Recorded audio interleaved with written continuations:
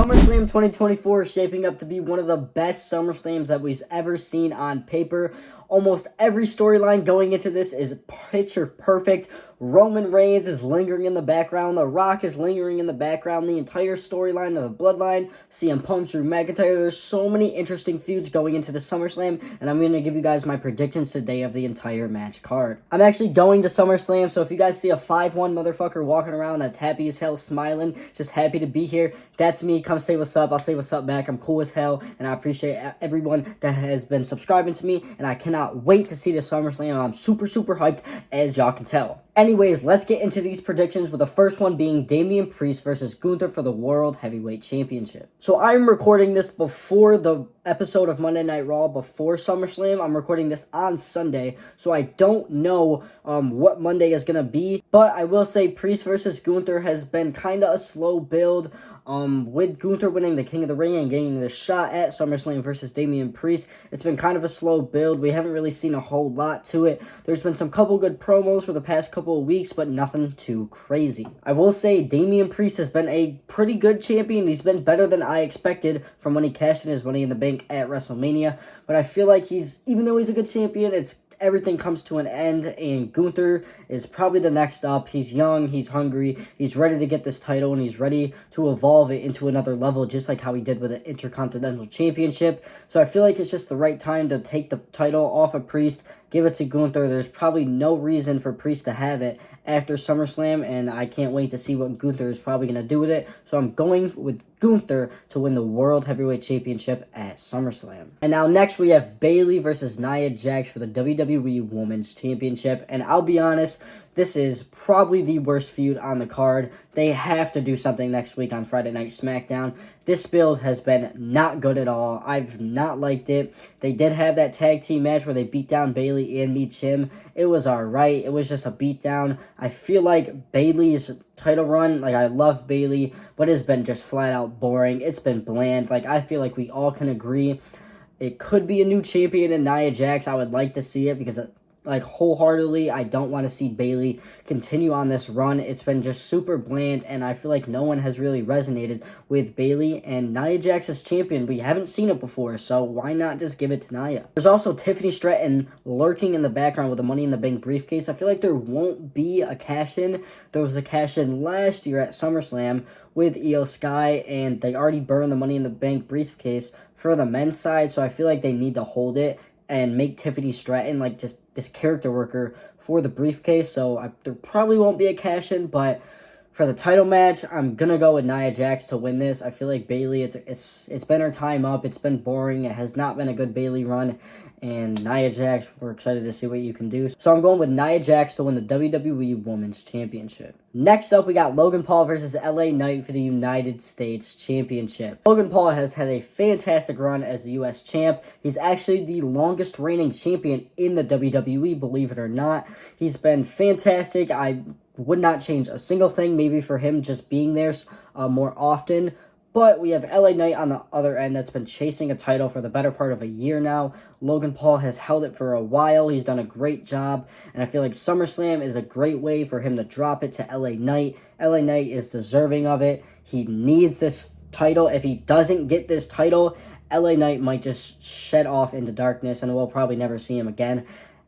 He can't lose this feud. If he loses another championship belt, his steam is it's just not going to be no more. And I love Logan Paul. I've loved his title reign, but everything comes to an end. He's been a fantastic champion, but it's time to move on to something new, and I feel like LA Knight just fits this persona better in this scenario right here for the SummerSlam US Championship. So I'm going with LA Knight to beat Logan Paul in Cleveland, Ohio for the U.S. belt. I cannot wait. Next, we got one of the best feuds going into SummerSlam. We got Rhea Ripley versus Liv Morgan. Rhea Ripley versus Liv Morgan has been absolutely picture-perfect, fantastic. The storytelling has been unmatched. It's probably one of the best stories on this match.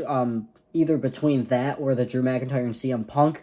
This is a close contender to it, and it's really whatever your preference is, but this feud is going to be amazing, and this match is going to be outstanding. As we know, Dominic Mysterio and Liv Morgan have been messing around, and Dominic Mysterio and Rhea Ripley are now on good terms, so I feel like Dominic Mysterio has been such a key point in this feud that he probably has to be involved with the finish of the match, either helping someone or just being on the ringside as itself. I feel like Dominic is going to try and help Rhea Ripley win because they are on good terms, but what if he helps Rhea Ripley win, but he accidentally cost Rhea Ripley the match, and he accidentally helps Liv Morgan beat Rhea Ripley at SummerSlam? I feel like Rhea Ripley's a favorite going into this match, but I'm actually going to go with Liv Morgan, and just hear me out.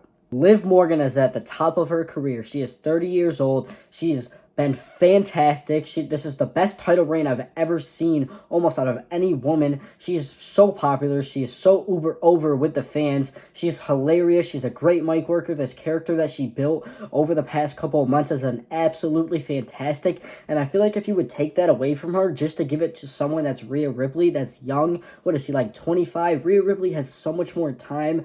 And this could even be like a three-peat feud. They can go into Bad Blood with this feud. They can go into Survivor Series with this feud. I feel like Liv Morgan has to get the best of Rhea Ripley, so Rhea Ripley goes absolutely insane, and I feel like Dominic Mysterio is accidentally going to help Liv Morgan win, and that's just going to stir the pot even more with this feud, and we can go right into Bad Blood, and this could still be boiling hot, just how it is at SummerSlam. So Rhea Ripley might get a little bit of adversity. I feel like she could lose this match. I feel like there's a good chance she might lose this match.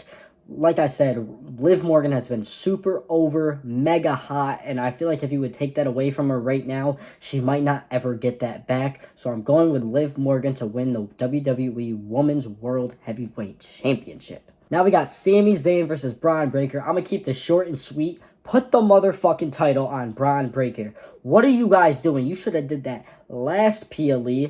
And now we're at this PLE at SummerSlam. I'm so glad, actually, Braun Breaker is on this card. It's absolutely fantastic.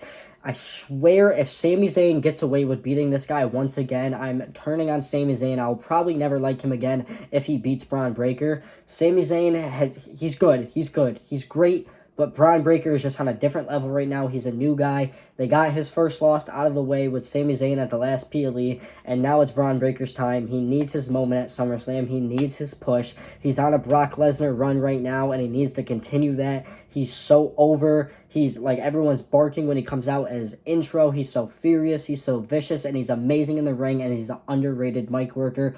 Put the damn title on Braun Breaker at SummerSlam. Please, I'm going with Braun Breaker here. So now we got some talking to do with these last two matches. Now we got CM Punk versus Drew McIntyre, and Seth Rollins is the special guest referee. This leaves so many questions. So I'm just going to say this flat out first. I think our WrestleMania match is CM Punk and Seth Rollins, maybe in the main event, depending on what's really going on at WrestleMania. But I feel like our feud for WrestleMania, CM Punk, Seth Rollins. That's what I'm set on, and I feel like that's what most people are set on. With that being said, I think Seth Rollins might be a menace in this match. I don't see him calling it down the middle the whole way. He might start off calling it down the middle. He might be a great referee, but I feel like Seth Rollins is going to get into those shenanigans later down the match. He's going to start messing with Drew. He's going to start messing with Punk. He's going to start laughing. The crowd's going to be singing a song, aka me. But when it all comes down to it, this match it's just going to be probably fantastic, probably half an hour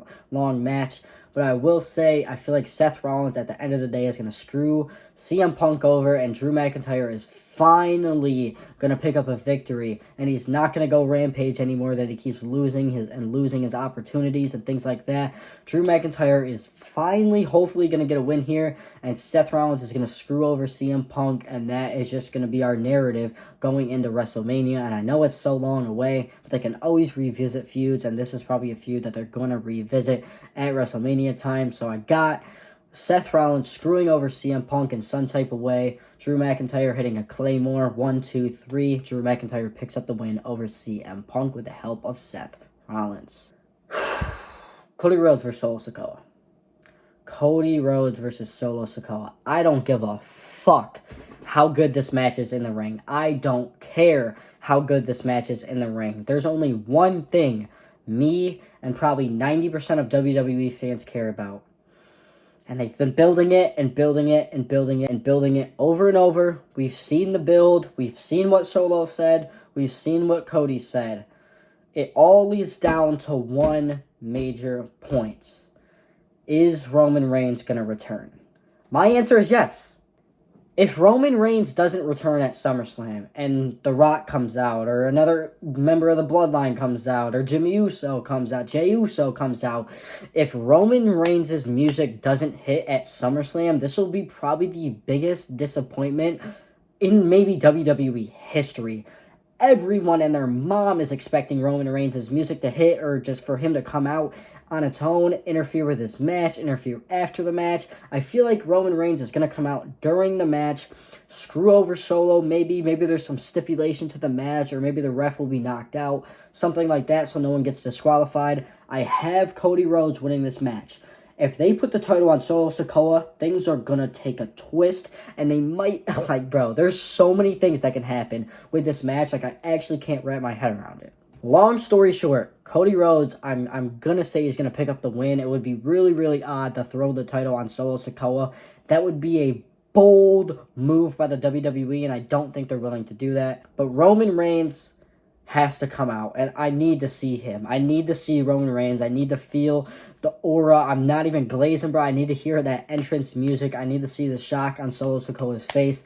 I need to see everything, bro. I need to see how this is all going to unfold. This is going to be one of the best moments in wrestling history right here. This is going to go down in the history books. This is cinema. This is art. This is masterclass storyline telling at its finest, and it really doesn't get better than this. With that being said, Jimmy Uso can still come out. The Rock is still lingering in the background. Could The Rock return at SummerSlam? We can talk about that maybe a little bit later. There is just so many questions with this match that I really don't want to sit here and ramble about every single possibility. But Cody Rhodes is going to win. Roman Reigns has to return. I need Roman Reigns to return. I'm going to say he's going to return with maybe Jimmy Uso, depending on what they're really going to do with Jimmy Uso. If he's going to come back and interfere with Jay, or if he's going to come back with Roman and help and beat the fuck out of Solo. Yeah, man. Those are my predictions, man. All I need to see is Roman fucking Reigns. That's all I really give a fuck about. He needs to return, and the storyline needs to amp up this second at SummerSlam. With that being said, those are my predictions for SummerSlam. Let me know what you guys think in the comments down below. Is there anything would you change? Is there anything you would fix? Different storytelling, booking decisions? Leave it all down below. Leave a like on the video and hit that sub button if you are new. I appreciate you guys so much, and I will see you at SummerSlam. Other than that, it's been your boy Drew Dimes, and I'm out. Peace.